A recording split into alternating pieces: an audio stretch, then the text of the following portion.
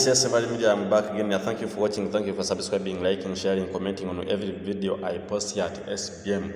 Yes, mwebali netwagira mwebali tufollowinga abapya n'abakadde.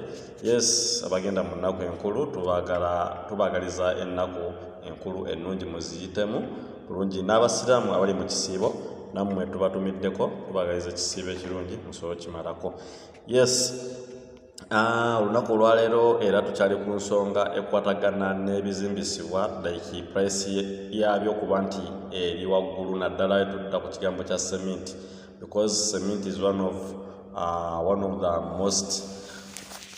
most important building material gye tukozesa mu kuzimba, era nga kyekimu ekintu ekikostinga sente eziwerako bwe tuba tukoze accountability, oba ekyokubiri nti yemu factory material, nti mu bintu byetuzimbisa byetukozesa mu kuzimba ebintu kyekimu ku byetujja mu factory, okay? Nti tetuyina ngeri tuyinza kyefunamu locally, okay? Nti kangende nkube bloka zangu maka ogujja nzimbe, nti oba kangende ewaffe mu kyalo nteme emiti ngireete, okay? Nti oba nyina mukwano gwange ajja kunsalirako okugira emiti gye ngenda okugula, no.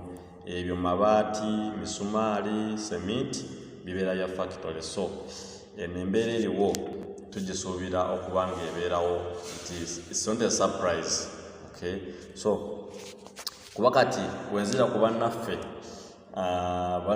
abadde bagamba mu bakiraya nti katulindemukko oba tulindemukko, kati olwa tuyingira obwokunaba mu yagala katulindemukko tusooke tuyimirizemu okuzimba.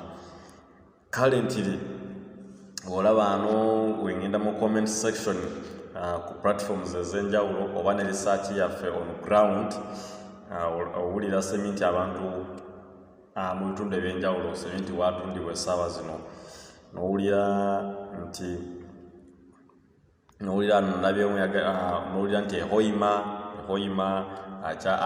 naye ayingidde emitwalo 4, kalango mitwalo 3 3 okay?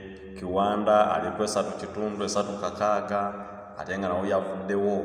So kwegamba cement ali wakati wa mitwalo 3 paka ku mitwalo 4 bwatyo, ate nga tusuubira n'okuba nti akyalinnya paka ku mitwalo 5. Kati gwadde agamba tulindemu, simanya tulinde oba sekyogwo agamba nti omwavu wakufa oba omwavu tagenda zimba, awo ekyo kikyamu.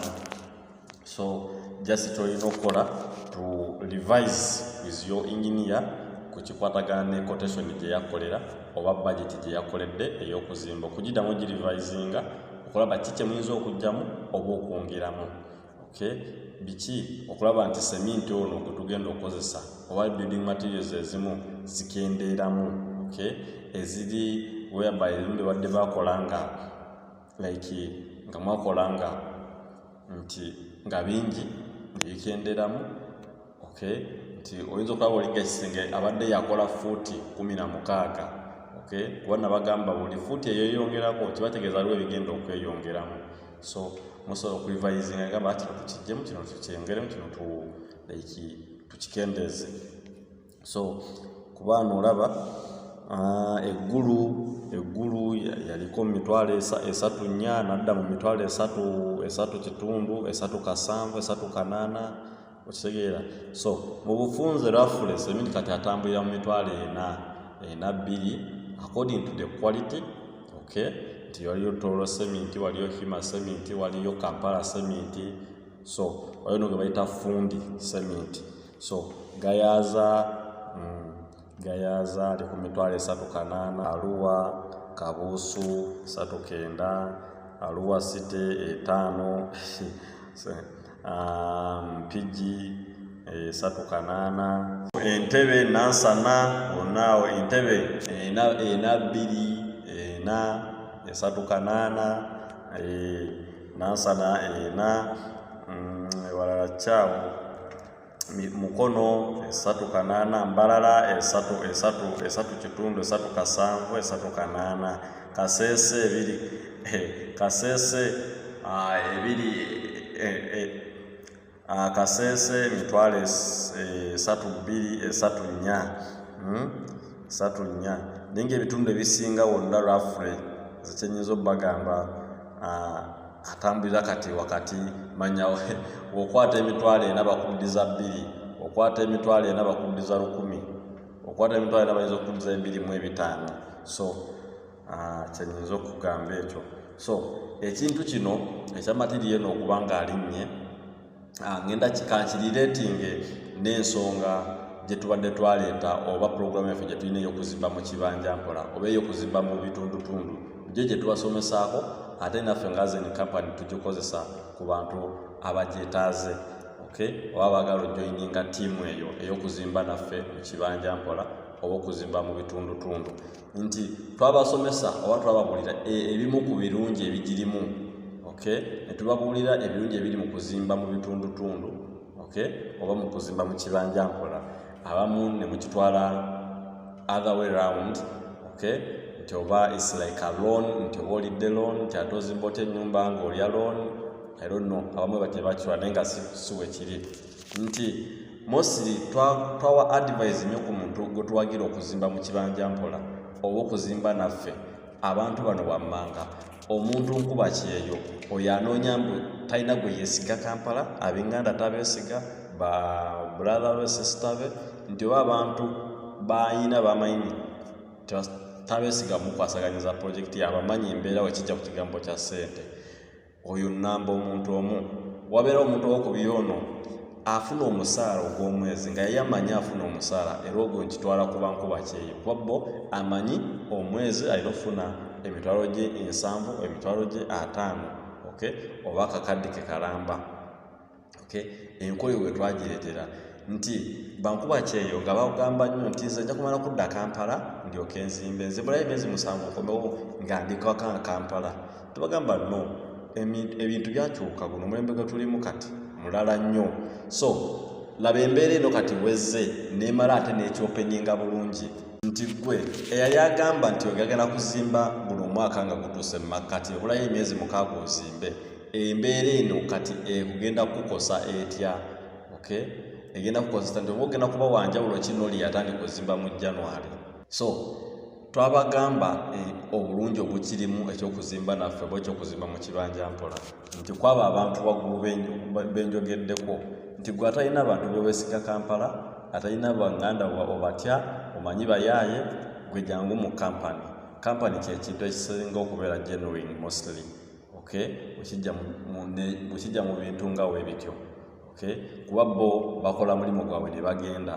nti baba balwanirira nnyo kampani okusinga gwe kitegeera ekifaananyi kya kampani okubeerawo okusinga client so kati baba bewala okukola ensobi ezo muli ebintu weebityo ebyokugamba nti bakufeze bakubbye baba bakoledde ekitaliiyo so twabagamba nti enkola eno eyamba ki nti wooba ng'olina miliyoni 6 ne tukubalira ebintu byo nga biweza katugambe tubaze feeza esooka eri mu bukadde 10 feeza ey'okubiri eri mu bukadde 10 n'endala 10 ewamu obukadde 3 naye nga gwe salaleyo obanga essaawa eyo sente zewakakuŋŋaanyaawo ziri mu bukadde 10 katugambe ffe nga tugamba no jangu tutule on table tulabe sente zino zikomawa era naffe azini kampani percentage yaffe eriwa gye tugenda okontributinga nti sente zo zino tuzigabanyegabanye tulabe zigenda kugula kinaki waba sementi oyo nga tumugula nga lisiiti ozifuna waba ogaba mabaati nga tugasasula webanga oli ku level yakuluufinga nga tugasasulayo mpolampola sente zoyita nga tuteekayo oba ezo ziba ziriwo kwegamba ebyo ebintu mosiri era ng'ebya factory mubiraba nti byebisinza okulinnya byebireese embeera okulinnya nga bisasulwa such that eno embeera eriwo gye mulaba bweti gwe bategenda kukola ki kukosa kuba oba wagula sementi wo ne lisiiti ng'oziyina nga wamusasula wamugula emitwalo 2,800 kati waba ali ku mitwalo 4 ogenda kumumatiza otya nga nina lisiiti zange ze mbajja kunona sementi wange kwadiweya ekyo mukimanyi bulungi oba wasasula dda so eno embeera bategenda ku affectinga nti emisumaali wagisasula amabaati wagasasula so oba oyina lisiiti ezo kati gwe yembeera eba teyina wekunyigira so ojja kwesanga omuntu ennyumba gy'ozimbye oba ennyumba 2 bedroom house nga yemu ne munno gye yatandika omwaka nga gutandika naawe agitandise kati nga sente za njawulo nnyo nga ezizo zinabolinga. Okay? Nti oba essaawa zino accountability wetukwata accountability zino netuzibaddiramu obeera okulaba ezimu nga zinabolinga because ebintu biba bikyuse. So twabagamba enkola eno byebimu ku birungi ebigirimu nti material wapaaluukira waggulu gwe ebimu oba step was jjukira sementi tumukozesa nnyo nga tuli ku phase esooka. Sementi agenda mungi mu musingi ne okuva ku musingi paka corporate. Naye ezo stage kati atugambe singa mu gwokubiri eyo stage wagimala awo booli kati obooli omutima nga gukakanye kati ng'oli ku format yakunoonya z'amabaati ate nago ng'oludde otandise osasulayo. So ekyo kintwala ku nsonga ey'okubiri nti tukoze tutya okulaba nti building materials zino oba nti accountability zaffe zino zikendeeramu, okay, okusobola okubeerawo n'embeera eno gye tulimu oba nga project zaffe teziyimiridde osobola okuba nga tugenda mu maaso oba nga tuziggusa. Kiki kye tugenda osooka okukola? Okay? Kyenyinza obbagamba mu nsonga eyo, ensonga esookebwako ddala y'ey'okuba nti ddayo ku table ne yinginiyawo mu discussinge mu revisinge accountability eyo gye yakolera mostly ku babigina mu abatandika okuzimba nga badde bakolera like ng'okyayogera tandika butandisi nti eyo accountability mudde mu revisinge mulabe biki bye bamukendeeza bye bamwongeramu bye bamugamba kino tekyetaagisa nnyo tuyinza okukozesa tukozeseewo kiri alternative endala. So naye ate mulina okwegendereza obutayonoona ate bwonoonye oba obutava ku mulamwa ate n'ofunira ate no kifo ky'okugamba nti osevinga ate n'oyonoona bwonoonye.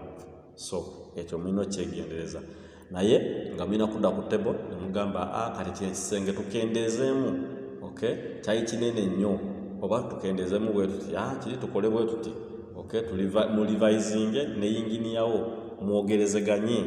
Togamba bugambi nti oyo yingini yabiganye nti no, mubuulire naye akubuulire.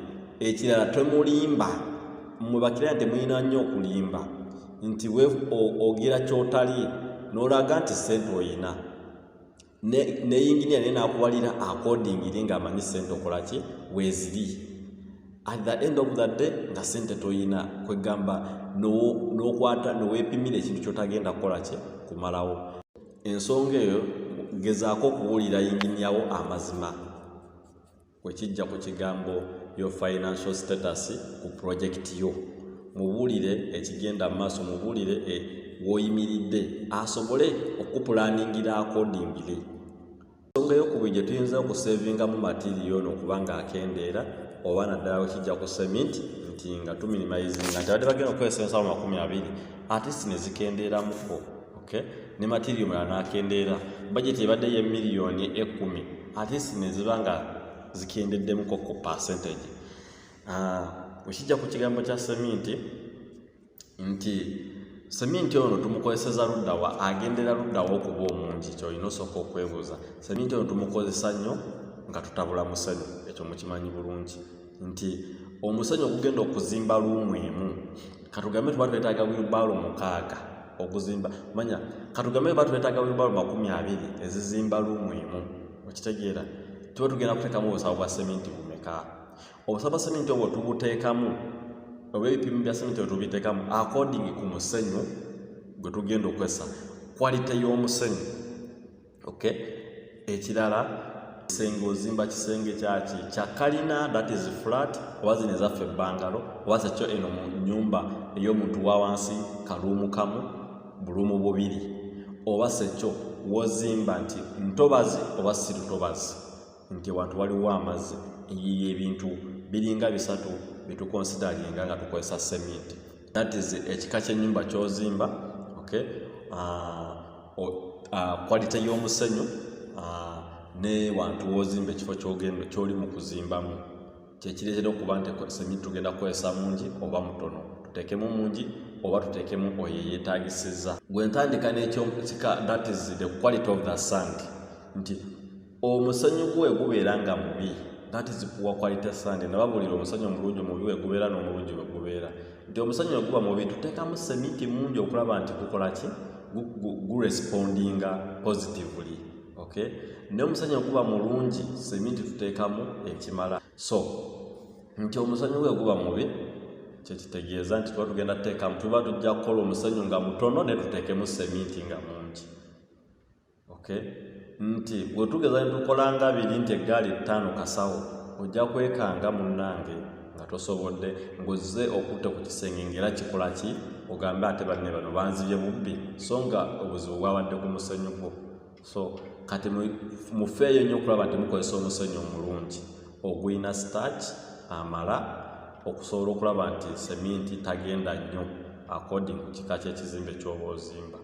Okay, so ensonga endala ewantu ewaba ewazimbibwa nti sementi oba ozimba mu ntobazi, sementi gwoba olina okukozesa si y'omu ng'ozimba ku lukalu ewantu nga wakalu bulungi, sementi aba wanjawulo. Kati ekirala ekiyinza okusevingibiswako sementi, that is ekika kya sementi gwe tukozesezza.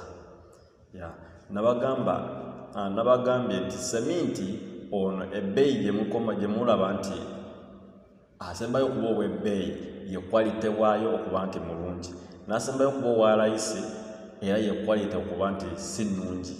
Kati gwe ojja n'owulira n'ogamba kanzireyo ngule ow'emitwalo 3-2 ndeko ow'emitwalo 4-2, manyi kiki ky'ogenda ozimba, agenda kukola luddawa. Nze yingini sijja kukkiriza kutwala sementi wa mitwalo 3-2 ng'ogenda kuzimba flat oba ng'ogenda zimba mu ntobazi. Oyo sementi oluusi ojja musanga nga quality ye si nnungi than ono asembayo okuba ow'ewaggulu. Sijja kumentioninga company nti sementi bwati ne bwati, oyo ye quality ebeera mbi. No, ekyo kiba kikyamu. But mwe abamumanyi mumumanyi oba naffe tumumanyi, ojja mu inbox n'ombuuza mba asobola okuwulira taa sementi bwati oyo aba mulungi, sementi bwati oyo abeera yeetaaga kuzimba kino wekiti ne wekiti ne wekiti. Okay, so sometimes sementi oyo tumuzimba tumutabika according ekizimbe kyo kye tuba tuzimba. Nti bwe tuba tuzimba ku level bweti tukozesa sementi bwati, nti tuba tuzimba mu musingi tetujja kukozesa sementi wa layisi. Twagala sementi omulungi ayina quality ennungi. So ensonga eyo y'emu ku z'osobola okukozesa okulaba nti tusevingisa ku sementi ono ng'otabika. Okay, oba nga sementi ono akkiriramu, oba building materials zetukozesa nga zisobola okuba nga tukendeezaamu keezimu. So awo wonna biyimiridde ku revisinga ne yinginiyawo ne mutuula ku table n'akubuulira by professional, n'akubuulira ekyetaagisa ekiyinza okuvaamu oba ekiyinza okweyongeramu. Otherwise nina kuba leero mbakomya wano, naye nga temwerabira enkola yaffe y'okuzimba mu kibanja mpola. Gwe yeetaaga ogimanya osobola okujja mu inbox kwe y'ennamba n'otutextinga n'ogamba njagala ombulire ku nkola eno ekola etya. Mostly twagitera bankuba kyeyo abo abakola ez'omusaala, nti ng'omanyi ofuna omusaala oba nga gw'omanyi oli Kampala tolinayo gwe weesiga. Ab'Enganda tobeesiga baakubba badda. So gwe tukwaniriza n'enkola yaffe tukubuulire engeri w'oyinza okikolamu, w'oyinza ozimba ennyumba yo mu mwaka gumu, ennyumba yo neggwa nga toyina mabanja nti ate olina okukola emyaka emirala ng'osasulira nnyumba yo. No, naye ng'osobodde okozesa ssente zo z'olina n'oba ng'ozimba ennyumba yo n'ogituusa w'oyagala, n'otuuka okudda e Kampala nga tosanze buzibu bwonna. So njasigala nga nze SBM, that is Sembrad Media. Tubaagala nnyo. Keep watching, keep subscribe. See you next time. Bye bye.